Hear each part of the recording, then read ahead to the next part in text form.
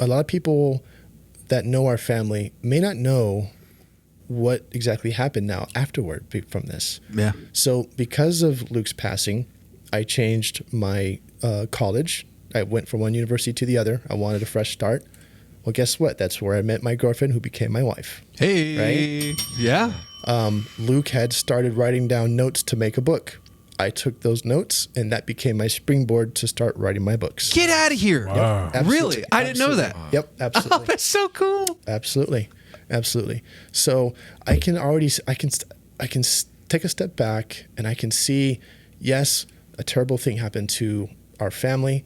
And in my particular life, I can see God using those tough times, which at the time feels like my life is just falling apart. This is, I feel like I want to die, right? Yeah. Right? Oh, yeah. Right? Felt that many times, unfortunately. Right? Yeah.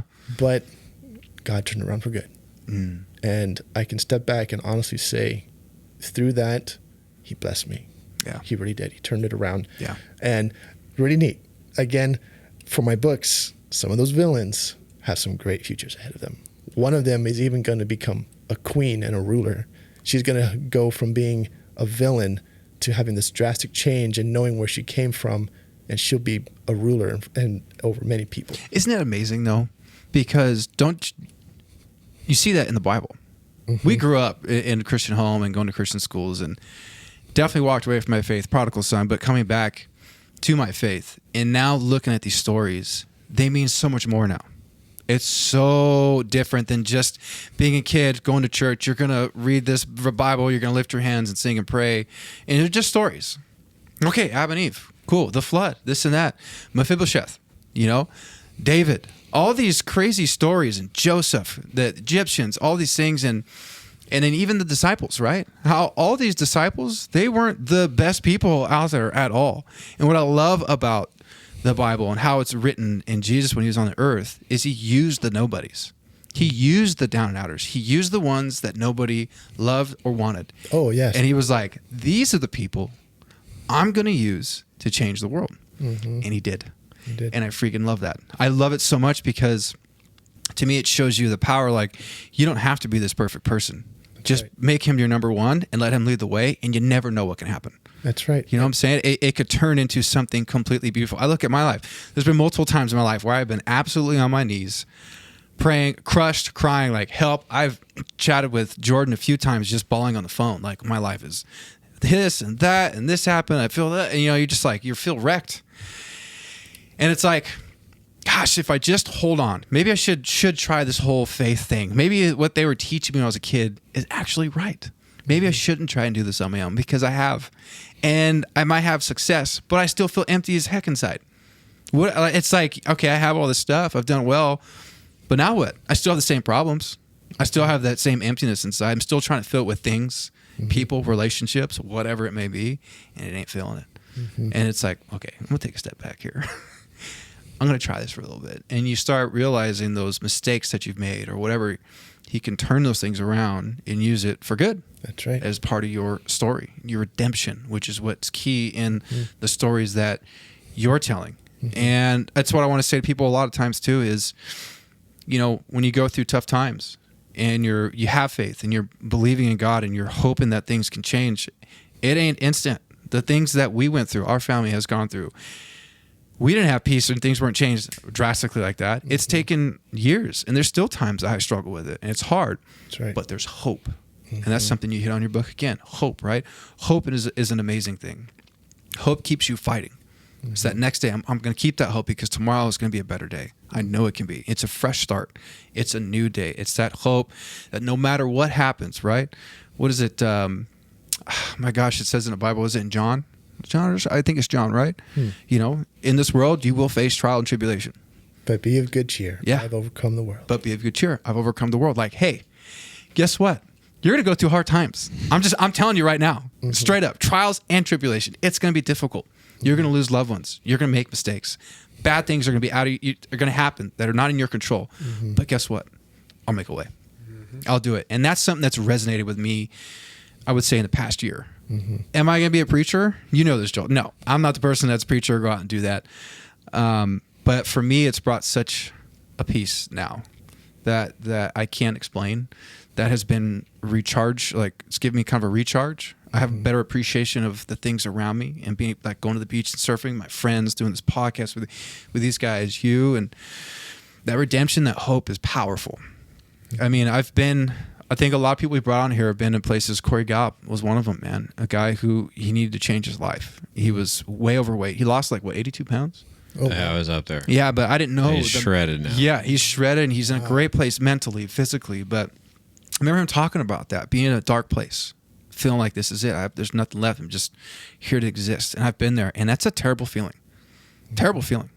I don't wish that on anybody, And sometimes I just want to shake people and be like, there's actually something more out there that loves you. You just got to figure it out, dude. And it'll help you. I promise. I think that's part of people's process. Yeah. Is that and it sucks. I'm not for the bad things to happen to people, or even me personally, and I feel like I'm no stranger to that. Just like probably every one of us in this room. And I think by unfortunately getting so low on yourself, having that, whether it's a breakthrough in faith or a continuation of your faith, and you're just like, dude, I need help. I'm at the end, whatever that end is. And for everybody, it's completely different. And, but then building from that and learning from it and moving forward from that. And I feel like those are the inspirations, right? And it's the driving factor of your day to day. And, it's like you're having a bad day, and you're then, it's like once you get past the first stage of denial, somewhere in that you go, I remember some stuff I went through before. I'm good. Yeah. Things aren't that bad. I'm bitching about whatever, Right. And not just being funny or whatever. But I thank you very much for sharing that. I've heard a little bit about your brother and the situation and stuff, and he sounds like he was an amazing guy, and I'm sure he's super proud of both you. You have a lot to show for it, and like we talk about, dude. It's just getting over stuff, and we talk tragedy brings complications within yourself, brings complications within the family, and coming from a family that's no stranger in drama.